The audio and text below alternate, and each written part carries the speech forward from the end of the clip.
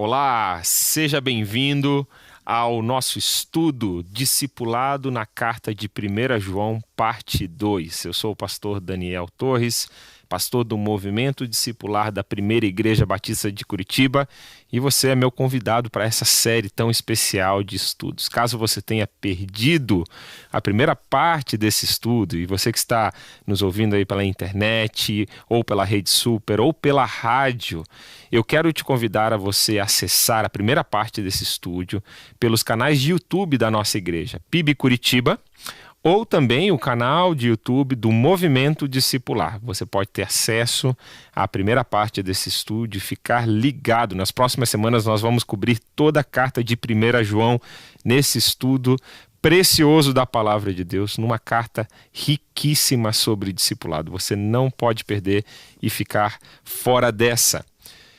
Bom, eu quero também te convidar, você que está assistindo ao vivo essa classe, a me ajudar a escolher a próxima série de estudos que nós vamos fazer aqui em cartas ou livros da Bíblia. Eu quero te dar algumas opções e quero pedir para que você vote nas mídias sociais, coloque aí a interação no YouTube, no Facebook ou pelo WhatsApp, o número de WhatsApp, fica ligado aí no número de WhatsApp que eu vou te passar e você pode interagir com a gente agora, ao vivo, e me ajudar a escolher qual é a próxima série de estudos que nós vamos estar abordando aqui nesse nosso canal. Tá ok? O número de WhatsApp é 41 98762 7516. Olha só quais são as nossas opções. Você fica ligado aí, você que está ouvindo pela rádio ou ouvindo a gravação dessa aula. Nós vamos estar estudando aí nas próximas sequências um desses materiais aqui. Eu espero até o final da aula aqui, com a ajuda aqui do meu suporte técnico, dizer para você qual foi a série mais votada, para que seja a nossa próxima série aqui de estudos do discipulado à luz da Bíblia. Então, nós podemos estar estudando a carta de 1 Timóteo, nós já cobrimos a carta de 2 Timóteo aqui nesse nosso canal, você pode estar acessando também pelo YouTube, nós temos uma série completa em 2 Timóteo, e podemos estar estudando a carta de 1 Timóteo, nesse enfoque do discipulado. Também podemos estar estudando a carta de Colossenses, uma carta riquíssima, teologicamente uma pérola da palavra de Deus e muito importante para o discipulado cristão. Também podemos fazer uma série sobre dons espirituais. Você que está ligado aqui no nosso canal, você sabe que algumas semanas atrás nós cobrimos o discipulado, os dons espirituais, como uma aplicação ao discipulado, usando a metodologia do Forma. Você pode acessar isso também lá no nosso canal, está tudo lá para você disponível. Mas agora, a minha sugestão, ou a minha ideia era fazer uma série cobrindo os 4 textos que são basilares para os dons espirituais. Então, você pode também optar por essa área, por essa linha.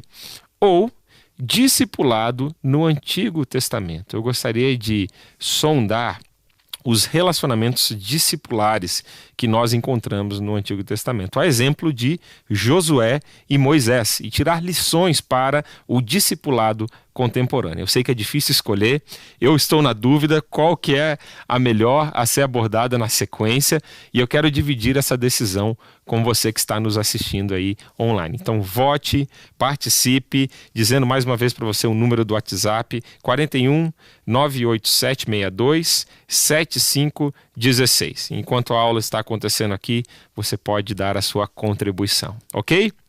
Bom, deixa eu começar introduzindo para você um pouquinho desse nosso contexto da carta de 1 João. Você precisa lembrar que João ele está escrevendo num contexto histórico e combatendo uma heresia que está nascendo na sua época, uma doutrina falsa, tá? Quando eu falo heresia, eu estou dizendo uma doutrina falsa que está crescendo no meio da igreja, principalmente das igrejas da Ásia Menor, que eram as igrejas que o apóstolo João pastoreava, e ele está escrevendo essa carta orientando os discípulos, orientando os pastores sobre como combater, reagir a essa falso ensinamento, falsa doutrina que está permeando a igreja da Ásia Menor. E esse conhecimento, né, essa falsa doutrina é o gnosticismo que está nascendo ali no final do primeiro século. E existem 4 chaves hermenêuticas, 4 entendimentos que o gnosticismo traz, que eles são contrários às doutrinas, aos ensinamentos básicos da fé cristã. Primeira coisa que o gnosticismo vai enfatizar é a necessidade de uma revelação especial. Então a revelação de Jesus Cristo não era suficiente para o gnóstico. Precisaria existir o conhecimento do mistério que eles falavam. E aí João, ele vai durante toda essa carta, você tem que lembrar, assim como nós vimos na introdução dessa carta, que a argumentação do apóstolo João, ela é uma argumentação circular. Então ele, por vários momentos na carta, ele vai abordar o mesmo assunto. E a gente vai vendo no capítulo 1, capítulo 2, capítulo 3 e assim por diante, nós vamos vendo temas se repetindo. Isso é porque a forma de pensar, a forma de escrever do apóstolo João.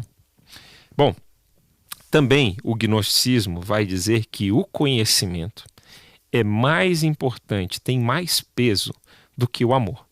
E João, ele vai ser muito enfático nessa questão, dizendo que o amor, ele é a consequência do conhecimento, mas tão importante quanto, ou ainda mais importante do que o mero conhecimento das Escrituras, ou o mero conhecimento dos mistérios da fé, como os gnósticos gostavam de dizer. Terceira questão era a negação do pecado. Os gnósticos, influenciados pela filosofia grega, acreditavam que a matéria não tinha importância. O que importava era o espírito. Então, por quanto que eu estava exercitando o meu espírito e crescendo no meu espírito, o que eu fazia com o meu corpo não interessava. E assim eles negavam a realidade do pecado. Por último, eles também negavam a encarnação de Jesus. Já que a matéria é corruptível, já que a matéria ela é desprezível, a carne, o corpo, era inconcebível para os gnósticos Deus se encarnar na pessoa humana, na matéria. Portanto, eles não acreditavam nisso e assim negavam pontos cruciais da fé cristã. Então, você vai ver capítulo 1, quando nós abordamos na parte 1 desse estudo, você viu como João já foi muito enfático combatendo essas questões e hoje você vai ver que ele vai voltar a combater essas questões no capítulo 2. E eu quero introduzir esse assunto de hoje. Nós vamos cobrir parte do capítulo 2 hoje. Fique ligado, um material muito especial, um contexto muito especial aqui, essa carta de 1 João, capítulo 2. Existe como um eco do amor que permeia toda a palavra de Deus, como a instrução de um pai amoroso. E eu quero ajudar você a observar esse eco que perpassa toda a palavra de Deus. O primeiro texto que eu vou ressaltar para você é Levíticos 19, 18. Talvez um dos textos onde esse eco nasce da forma mais explícita que nós vamos encontrar na palavra de Deus. Levíticos 19, 18 diz assim: não procure vingança, nem guarde ira contra os filhos do seu povo, mas ame o seu próximo como você ama a si mesmo. Eu sou o Senhor. Então, daqui deriva-se o segundo grande mandamento. Ame o Senhor teu Deus com todo o seu coração, alma, força e entendimento. Ame ao seu próximo como a si mesmo. É aqui, Levíticos 19, 18. Versículo 34, ele vai continuar abordando isso para a questão dos estrangeiros. Olha, Levíticos 19, 34. Tratem o estrangeiro que peregrina entre vocês como tratam quem é natural da terra. Amem o estrangeiro como amam a vocês mesmos, pois vocês foram estrangeiros na terra do Egito. Eu sou o Senhor, o Deus de vocês. Vocês viram que a ênfase no versículo 18 era para o povo de Israel, para o povo judeu. E aqui o versículo 34, Deus vai enfatizar a importância de amar os outros povos, de não excluir os outros povos desse mandamento. Essa palavra ela ecoa pelo Antigo Testamento e Jesus é a personificação desses mandamentos, desses 2 grandes mandamentos. E esses 2 grandes mandamentos, eles estão resumidos numa resposta de Jesus a um líder religioso, lá em Marcos 12, 31. Quando questionado quais são os mandamentos mais importantes, Jesus os resume dessa forma. E o versículo 31 vai enfatizar esse segundo mandamento, quando Jesus diz assim: o segundo é: ame o seu próximo como você ama a si mesmo. Não há outro mandamento maior que estes.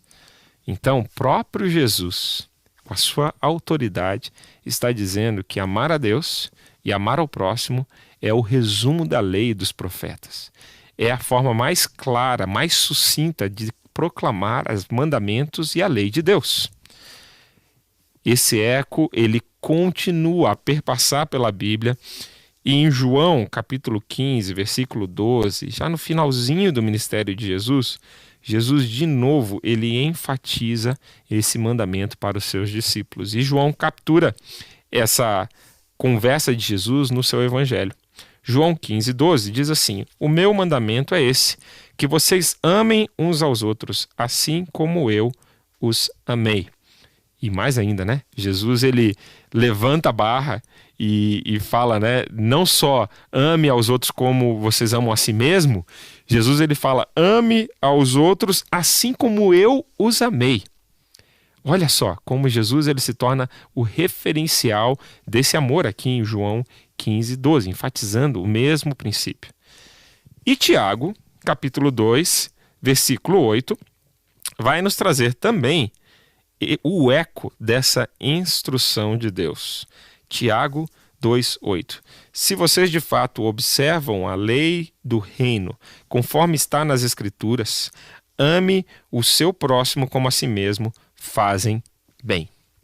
Portanto, consegui comprovar para você aqui nesses pequenos minutos como essa instrução, esse mandamento que nós vamos estudar hoje, ele é um eco que nasce dessa voz de Deus, que perpassa por toda a palavra de Deus.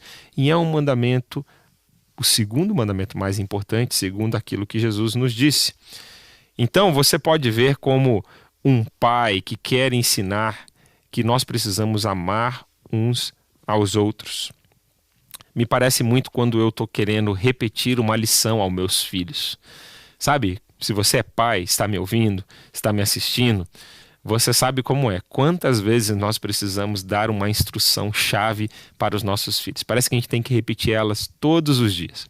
Lá em casa, eu falo para os meus filhos: meus filhos, é tão simples aquilo que o papai pede para vocês de básico. Eu peço para que vocês não se irritem e peço para que vocês não briguem uns com os outros. Então, são as 2 formas que eu tento resumir para eles o que significa amar um ao outro nessa fase que eles estão ali. Meus filhos com 6 anos, o outro com 9 anos, eu tenho uma bebezinha de 2 anos. Então, para os meus 2 mais velhos, eu tento resumir assim aquilo que eu espero que eles estejam praticando um com o outro. Então, você sabe muito bem o que é estar enfatizando uma lição importante. Eu acredito que Deus aqui, ele está enfatizando uma questão importante para cada discípulo de Jesus. Portanto, se você está discipulando uma pessoa, ou você como discípulo de Jesus nesse momento, observe esse eco de amor que ecoa por toda a palavra de Deus. E pare nesse momento para refletir. Leve o seu discípulo à reflexão. Eu estou obedecendo esse mandamento? Eu estou obedecendo essa instrução contínua da palavra de Deus? Isso vai te ajudar a dar clareza e a enfatizar esse ponto tão importante no discipulado cristão. Eu quero começar onde nós paramos na semana passada com um texto bíblico. Então você pode abrir a sua Bíblia lá em 1 João, capítulo 2. Nós paramos no versículo 6. E o versículo 6, ele vai ser como realmente um versículo dando o pontapé para a interpretação dos próximos versículos que nós vamos abordar. Então, versículo 6, ele encapsula o que Jesus está querendo que eu e você façamos como discípulos dele. Então, vamos começar aqui do versículo 6 e nós vamos ler aqui esse primeiro trecho da palavra de Deus. Acompanha comigo. Quem diz que permanece nele, esse deve também andar assim como ele andou. Agora vamos ler do versículo 7 ao versículo 11. Amados, não lhes escrevo um mandamento novo, mas um mandamento antigo que vocês tiveram desde o princípio. Esse mandamento antigo é a palavra que vocês ouviram. Por outro lado, o que lhes escrevo é um mandamento novo, aquilo que é verdadeiro nele e em vocês. Porque as trevas vão se dissipando e a verdadeira luz já brilha. Quem diz estar na luz, mas odeia o seu irmão, está nas trevas até agora. Quem ama o seu irmão permanece na luz, e nele não há nenhum tropeço. Mas quem odeia o seu irmão está nas trevas, anda nas trevas, e não sabe para onde vai, porque as trevas lhe cegaram os olhos. Então, vamos refletir sobre essa argumentação do apóstolo João que deriva do versículo 6. É um pouco confuso, não é? Quando você vai lendo pela primeira vez, a forma de João escrever, às vezes ele te faz parar e pensar. Se você está lendo corrido, às vezes você não vai entender o que ele quer dizer. Ele começa a misturar, vamos usar essa palavra aqui, a ideia do mandamento antigo com o mandamento novo. Bom, nessa questão do mandamento antigo, ele está se remetendo ao Antigo Testamento. Aquilo que eu já te mostrei na aula de hoje, que está lá em Levíticos capítulo 19, versículo 18. Esse mandamento que ele vai dizer, ele não é algo novo para o povo de Israel. É algo que eles já estão ouvindo desde os patriarcas, desde o momento ali do Pentateuco, desde a lei de Moisés. Mas também se revela como um mandamento novo, porque Jesus ele está dando um novo tipo, um novo exemplo de como aplicar esse mandamento, à luz de João 15, 12, que foi o texto que nós já lemos aqui hoje também, quando Jesus se coloca como modelo desse amor. Eu gosto de pensar na introdução do Evangelho de João, capítulo 1, versículo 16 e 17, João ele vai misturar esse antigo com o novo nesses versículos, de uma forma poética, de uma forma muito bonita. Ele vai dizer assim, olha, porque todos nós temos recebido da sua plenitude e graça sobre graça, porque a lei foi dada por meio de Moisés. A graça e a verdade vieram por meio de Jesus Cristo. Então você percebe como a lei, a orientação inicial veio pela lei de Moisés. Mas Jesus, ele trouxe luz àquele mandamento quando a graça e a verdade foi revelada por meio da vida e ministério de Jesus. Portanto, combinar o mandamento antigo com o mandamento novo, como João está propondo aqui, é o seguinte também, gente. No grego, nós temos duas palavras para falar de novo. Uma palavra ela vai se referir quando algo é realmente novo, quando é um outro tipo, uma outra espécie, novo na questão do tempo. E tem uma outra palavra no grego que ela vai falar na questão de quando é novo em qualidade. E essa expressão aqui, a forma que João está se expressando no grego, ele está falando que nós conhecemos uma nova qualidade de amor. É um amor que ele tem um novo tipo, é algo que nunca foi visto antes da forma que foi vista em Jesus. É isso que ele está se expressando quando ele diz que é um mandamento novo também, porque nós o conhecemos de forma mais profunda. Uma coisa que nós vamos ver, de novo, de forma transversal nessa carta, é que essas palavras-chave, amor, vida e luz, elas se misturam, elas se entrelaçam aqui na forma que João está tecendo a sua argumentação e na forma que ele está instruindo a igreja. Então, nesse primeiro trecho aqui de 1 João 2, 7 a 11, nós vemos que João ele contrasta a questão do amor cristão com a realidade de luz e trevas. É tão forte isso para João que ele está falando, olha, se você ama, se você tem esse amor cristão dentro de você, se você anda como Jesus andou, você está na luz. Mas se você não tem esse amor em você, se é algo que não é exemplificado nas suas ações, você está nas trevas. Você não entendeu o que é ser um discípulo de Jesus. Você não entendeu o que significa nascer de novo. E você precisa entender isso com Jesus, se você quer ser um discípulo dele. Então, ele vai contrastar de uma forma muito enfática, mostrando como o amor cristão pode ser um crivo para discernir aqueles que nasceram do Espírito daqueles que não nasceram do Espírito. Jesus vai dizer que pelos frutos conhecerão as pessoas, né, conhecerão a árvore. E eu já disse para você aqui na introdução que esse livro também ele vai mostrar como que nós podemos entender se uma pessoa nasceu de novo. Se se o Evangelho de João me explica, nos mostra como nascer de novo, a carta de 1 João vai nos mostrar as evidências desse novo nascimento. É assim que eu gostaria de colocar para você compreender. Bom, ele continua ali na sua argumentação entre o versículo 7 e o versículo 11, e ele vai fazer um sanduíche, se você for perceber ali, trazendo essas implicações desse novo mandamento. Ele vai falando, olha, quem odeia o seu irmão, né, não entendeu a mensagem de Jesus, não entendeu aquilo que a palavra de Deus está trazendo. E eu achei interessante aqui, Mateus 5, 21 a 24, parte do Sermão do Monte, que vai nos mostrar exatamente essa seriedade quando você guarda ódio e rancor no seu coração. Falando como isso não vem de Deus, não é a essência de Deus, não é o caráter de Deus, não representa Deus nessa terra. E João ele está ecoando o mesmo ensinamento aqui nesse trecho. E aí ele contrasta com a realidade de quem ama o seu irmão está na luz e não é motivo de tropeço para ninguém. Né? Também ali, observando aquela orientação do apóstolo Paulo em 1 Coríntios 10, 32, dizendo para que nós não sejamos pedra de tropeço para ninguém. E ele termina enfatizando, né?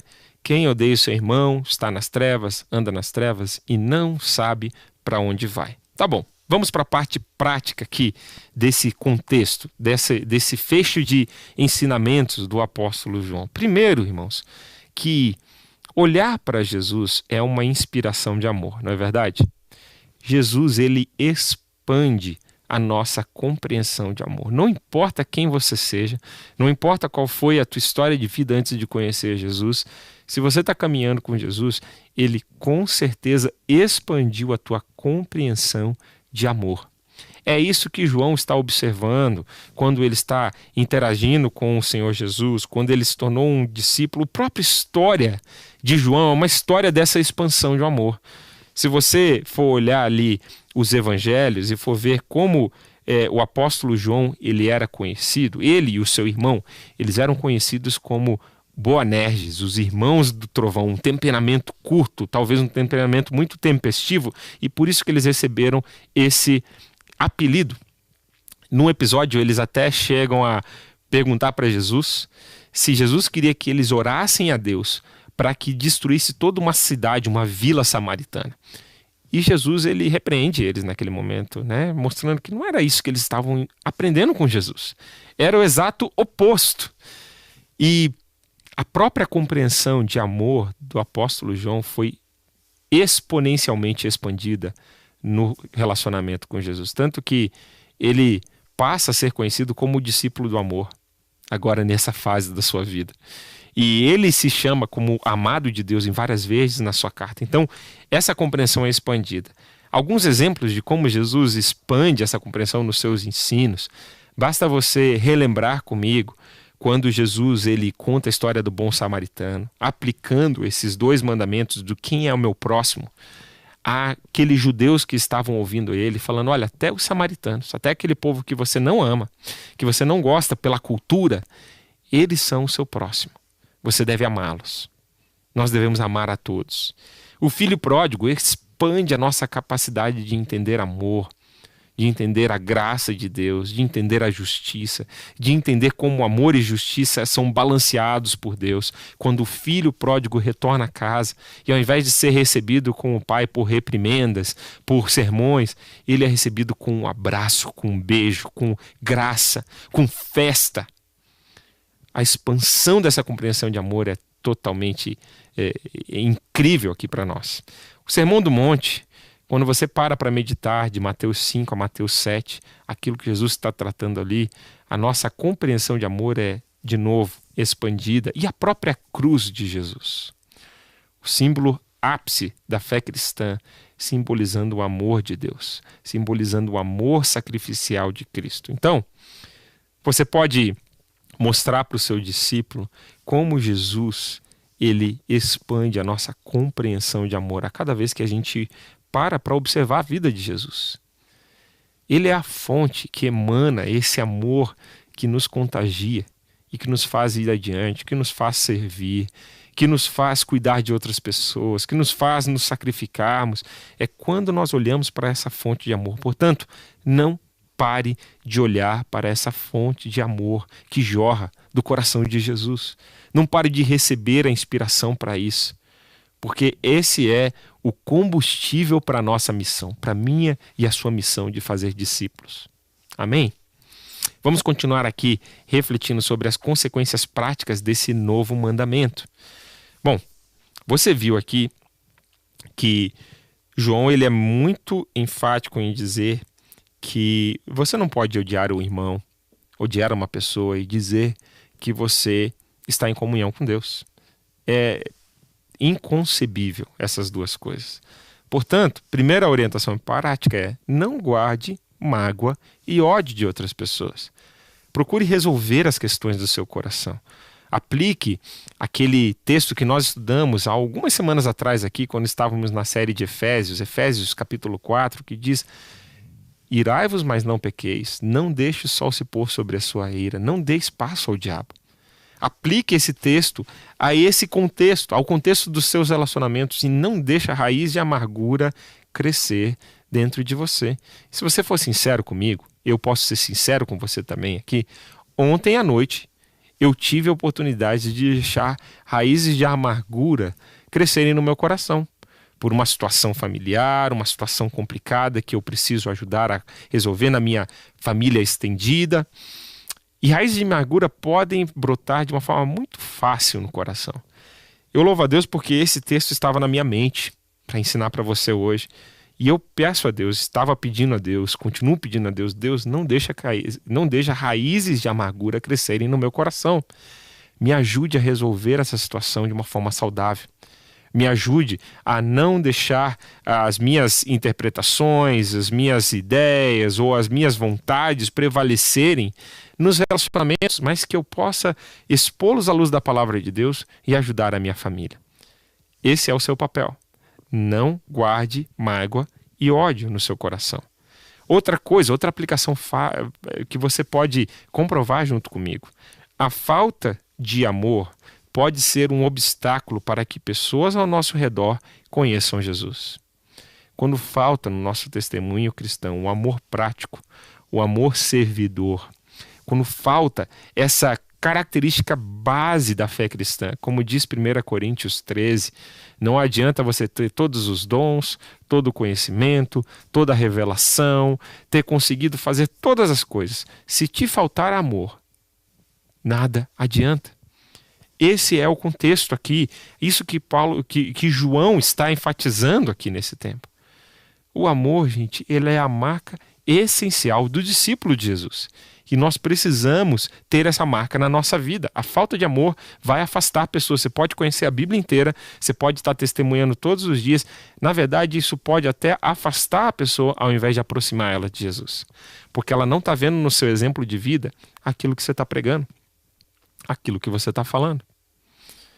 Portanto, vamos dar exemplos práticos disso, né? Quando você não está bem, você quer ali evangelizar, entregar um folheto, mas de cara fechada, né? Com a sua expressão cerrada ou alguma coisa assim, como se você tivesse por obrigação, tome muito cuidado com isso. Que o seu coração esteja transbordando daquela alegria, daquela compaixão, daquele amor, principalmente em momentos em que você está testemunhando da sua fé. E na verdade nós precisamos fazer isso a todo tempo, não é só em momentos programados, não é verdade? Falta de amor pode te atrapalhar, pode ser um obstáculo. Não permita que isso aconteça. Olha só, quando eu contrasto o versículo 6 com o versículo 11. Deixa eu fazer essa brincadeirinha aqui com você, essa comparação interessante. 1 João 2, Versículo 6 diz assim: quem diz que permanece nele deve andar como ele andou. Agora, olha o contraste com o versículo 11. Mas quem odeia o seu irmão está nas trevas e anda nas trevas e não sabe para onde vai, porque as trevas lhe cegaram os olhos. Você percebe como é incongruente? É impossível você conciliar os dois versículos. Um você está andando na luz, o outro você está andando nas trevas. Um você está andando em amor, o outro você está andando em ódio. Não é possível conciliar essas duas coisas. Olha como é que eu ponho isso. Jesus está sempre caminhando em luz e amor. Ele é o seu pastor e ilumina o caminho para você.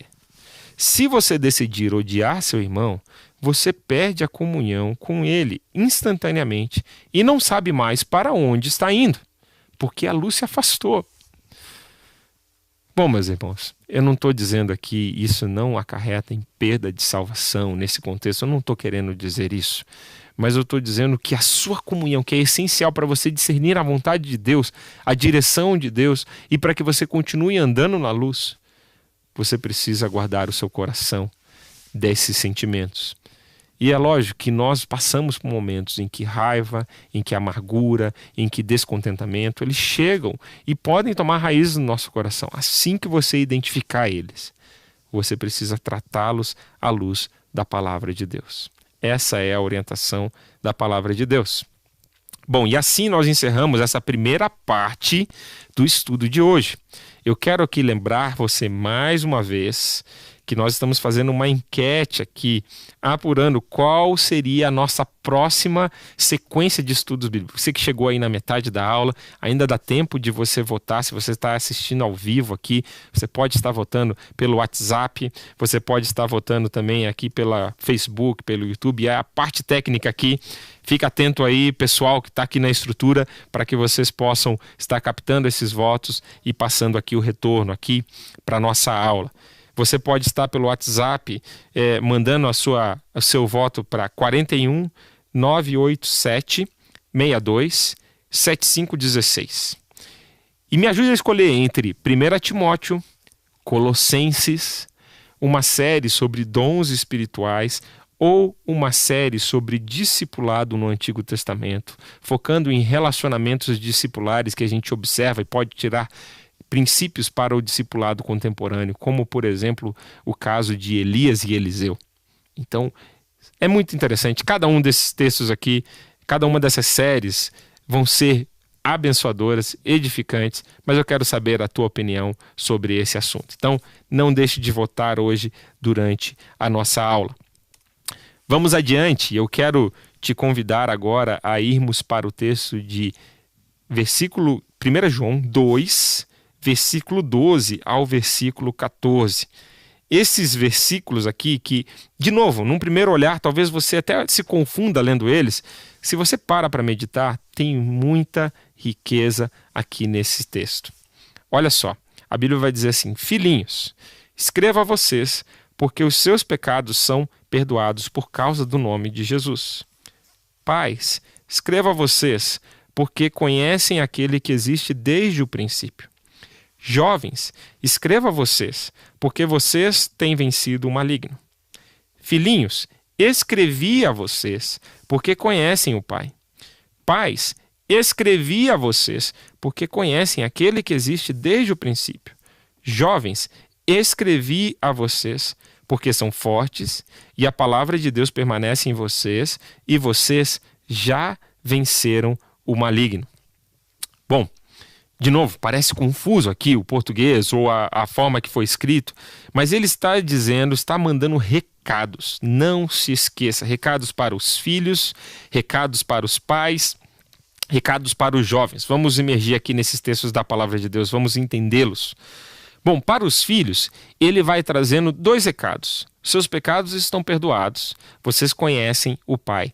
Observe também que ele muda o tempo verbal. As 3 primeiras instruções, elas estão no presente, escrevo. E as 3 últimas instruções, elas estão no passado, escrevi. Então, só uma ênfase de tonalidade aqui que ele traz. Para o pai, ele repete o mesmo conselho 2 vezes. Ele fala, vocês conhecem aquele que existe desde o princípio. E para os jovens, ele faz algumas admoestações. Por 2 vezes ele fala, vocês têm vencido o maligno, e ele faz uma no presente e a outra no passado. Vocês já venceram o maligno, se você observar. Ele elogia porque os jovens são fortes na sua fé e a palavra permanece neles. Lembrei muito do Salmo 119, 9, que diz, como que um jovem pode andar no caminho do Senhor, guardando a sua palavra em seu coração. Texto lindo da palavra de Deus. Aí, se você é jovem, se você se considera um jovem, esse é um texto a você aplicar na sua vida aí, discipular. Mas vamos para entender mais esse contexto aqui desses versículos. Eu acredito que João está falando dos estágios da maturidade espiritual. E aqui eu vou dividir de acordo com as categorias que o próprio apóstolo João vai dividir. Ele vai falar de filhos da fé, bebês ou crianças na fé. Ele vai falar de jovens na fé. E ele vai falar de pais e mães na fé. Então, 3 estágios aqui que nós podemos discernir nesses versículos. Minha pergunta inicial para você, que você vai refletindo enquanto eu vou expondo aqui esse texto da palavra de Deus, em qual estágio você está hoje? Você se considera uma criança na fé, um bebê na fé? Você se considera um jovem na sua fé? Ou você se considera uma pessoa madura, já um pai ou uma mãe espiritual? Outra pergunta importante nesse sentido é, você sabe quais são os passos para você ir para o próximo estágio, se você é uma criança, de como se desenvolver para ser um jovem na fé, se você se considera um jovem, de como você pode se desenvolver para se tornar um pai, uma mãe espiritual? Espero abordar e dar luz para você hoje aqui, de acordo com aquilo que a palavra de Deus nos ensina nesse contexto. Outra coisa que eu queria te provocar aqui a pensar nessa nossa reflexão bíblica é sua igreja local, a igreja que você faz parte. Tem pessoas nesses 3 estágios da fé cristã? Bebês e crianças espirituais, jovens espirituais e pais e mães, adultos espirituais. A sua igreja ela tem um equilíbrio saudável entre esses 3 estágios? Vamos ver como é que isso se aplica na vida da igreja. Quais são as implicações se uma igreja for formada só por crianças espirituais? Para pensar um pouquinho. Se todo mundo naquela igreja, à exceção do pastor, for só bebês e crianças espirituais. Bom, um indício de que a igreja está assim, isso acontece, meus irmãos. Infelizmente, isso acontece. Um indício é o fato de que ninguém ali está discipulando outras pessoas, não existe o cuidado mútuo, porque um bebê e uma criança, ela precisa ser cuidada, ela não aprendeu ainda a cuidar de outros. Portanto, isso é um indício bem forte de que aquela igreja está numa infância espiritual. Não existe compromisso profundo com Deus, com a sua palavra e com a igreja. E você não observa um crescimento espiritual profundo se ele não for provocado por fora, se não for um estímulo externo. Porque a criança ela precisa dessa orientação, ela precisa dessa direção. Bom, o que acontece se uma igreja ela for composta só por jovens espirituais? Bom, nós vemos muito potencial naquela igreja, que são formadas por jovens espirituais. Nós vamos ver também uma falta de experiência e de sabedoria naquela igreja, pela falta de idade, não é só idade física, mas de tempo de caminhada com Deus, de experiência na fé cristã e dificuldades para enfrentar desafios e problemas. Eu lembro de entrar no site de uma igreja há um tempo atrás e ver que todo o staff da igreja, toda a liderança, os pastores da igreja, eles estavam nas faixas dos 20 a 30 anos. E eu fiquei refletindo sobre se aquela igreja não se preocupou em ter anciãos, em ter pessoas mais velhas que possam mentorear esses jovens, eles podem correr em sérios riscos. Há muito potencial de mobilização, de expansão, de missões, mas a falta de experiência e sabedoria e a dificuldade de lidar com desafios e problemas que são mais complexos pode minar a saúde daquela igreja. Só fica para você anotar e refletir sobre isso. E agora, Bom, será que uma igreja formada só de pais espirituais é o ideal? É o saudável? Bom, nós podemos pensar em duas formas. Um sinal verde é se aquela igreja ela é formada por pais espirituais, pelo fato de que todos os que estão envolvidos naquela igreja já foram treinados e equipados para o ministério. Todos estão crescendo, estão amadurecendo. Agora, é um sinal vermelho se você não tiver, há muito tempo você não vê conversão naquela igreja. Há muito tempo você não vê as crianças na fé. Há muito tempo você não vê os jovens sendo treinados espiritualmente. Aqui é um exemplo bem clássico disso. A igreja americana ela está morrendo porque existem naquelas igrejas muitas pessoas maduras espiritualmente ou teoricamente maduras espiritualmente, mas você não há o ciclo da vida cristã, não há essa reprodução de novos crentes naquele ambiente. E aí se torna um ambiente tóxico. Porque você não vê o revitalizar da vida cristã na multiplicação de discípulos. Portanto, uma igreja saudável e equilibrada é uma igreja em que ela tem esses 3 estágios na sua membresia. Por isso que João ele está escrevendo para uma igreja saudável nesse sentido. Ele tem filhinhos na fé, ele tem jovens na fé, ele tem pais na fé. E ele pode orientar, ele pode dar instruções específicas para cada uma desses grupos. Essa carta, ela vai trazer conteúdo e ensinamento para cada uma desses grupos, para cada um desses estágios da fé cristã. Vamos aqui aprofundar a nossa reflexão nesses estágios. Existem algumas lições que nós aprendemos ou revisitamos quando estamos ao lado de bebês e crianças espirituais. Olha só algumas coisas que nós podemos aprender com novos na fé, pessoas que estão novas na sua fé. Eu amo porque eu vejo a ansiedade que eles têm por aprender coisas novas. Eu estou agora caminhando com 3 discípulos que estão começando na jornada. Cada coisa que eles descobrem, cada coisa que eles vão ler na palavra de Deus é uma alegria. E outra coisa, eles levam a sério aquilo que eles descobrem. Eles querem aplicar. Se você ensina para um novo convertido como que ele deve orar, ou como que ele deve evangelizar, como ele deve jejuar, ele vai levar a sério aquilo. É muito especial ver como uma criança espiritual ela se desenvolve.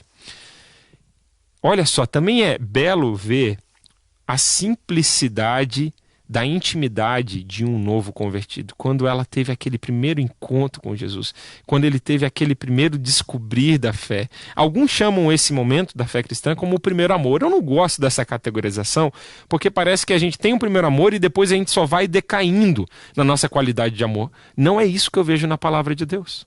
Eu vejo que esse é um primeiro amor, é um momento em que existem essas características, mas que o nosso amor por Deus ele deve aumentar e não diminuir.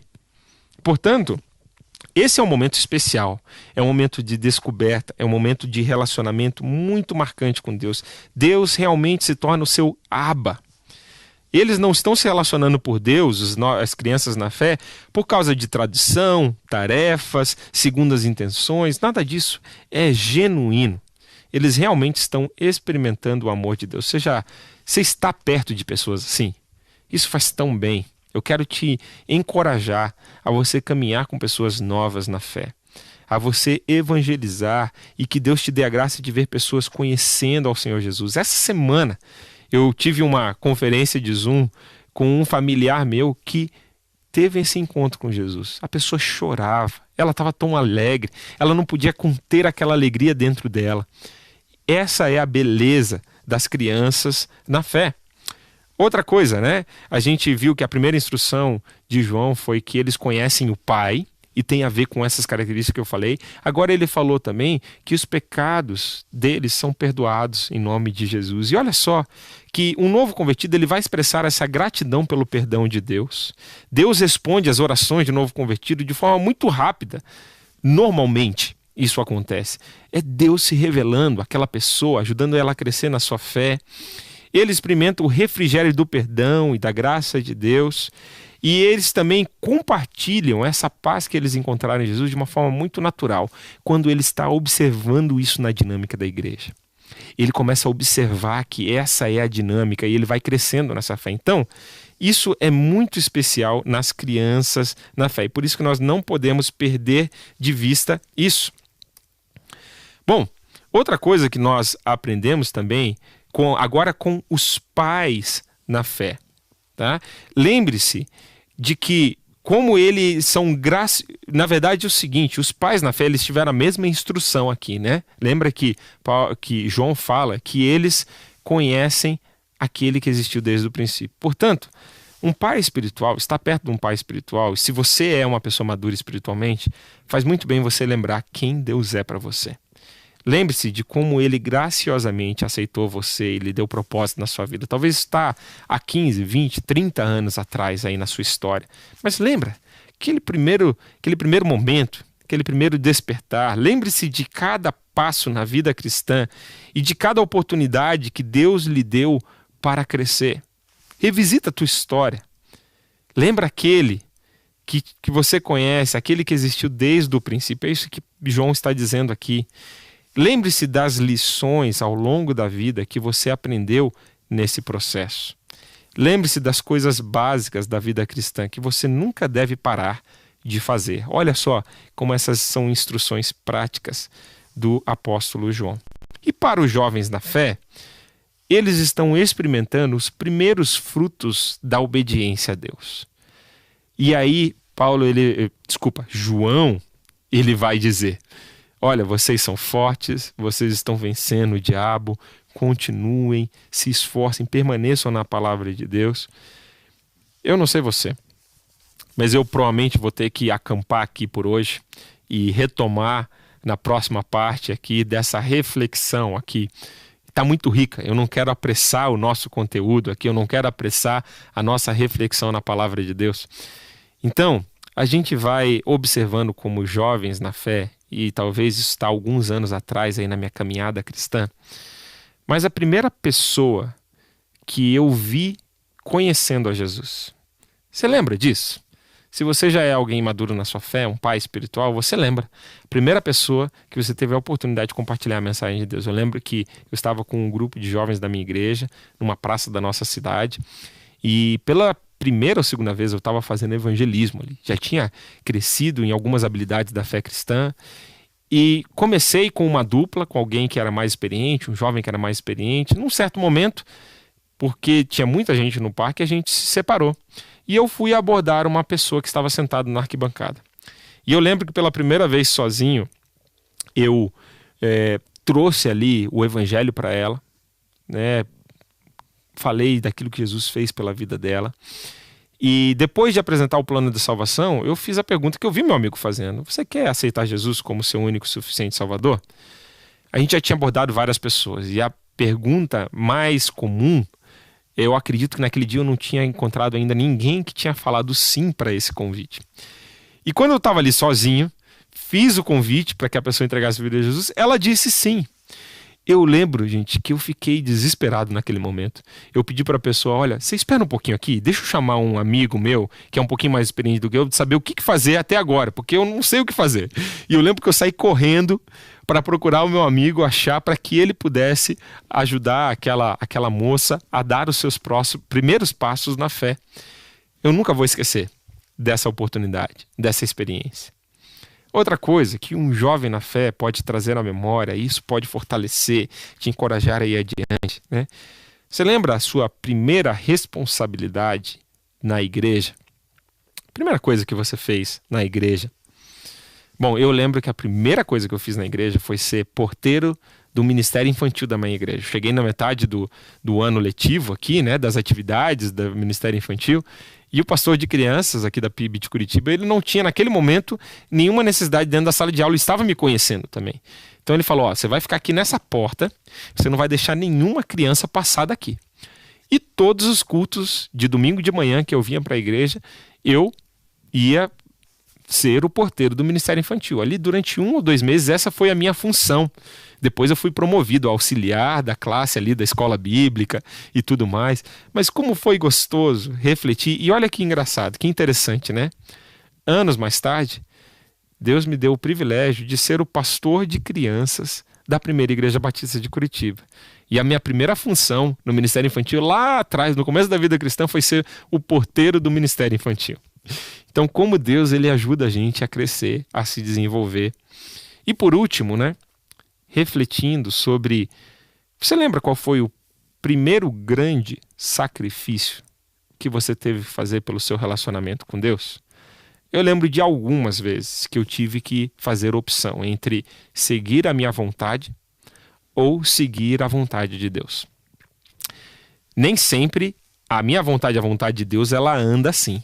Algumas vezes essas duas vontades, elas se partem, né? Elas vão por caminhos opostos. E nesse momento você tem que escolher, optar por seguir a vontade de Deus. Eu lembro de uma fase da minha vida em que eu queria estudar fora, queria fazer um intercâmbio. E eu estava no começo da minha fé cristã, eu aprendi que todas as decisões, principalmente essa decisão, como era uma decisão que ia mexer no meu ano, ia mexer na minha vida, eu precisava colocar na presença de Deus e entender se isso era a vontade dele.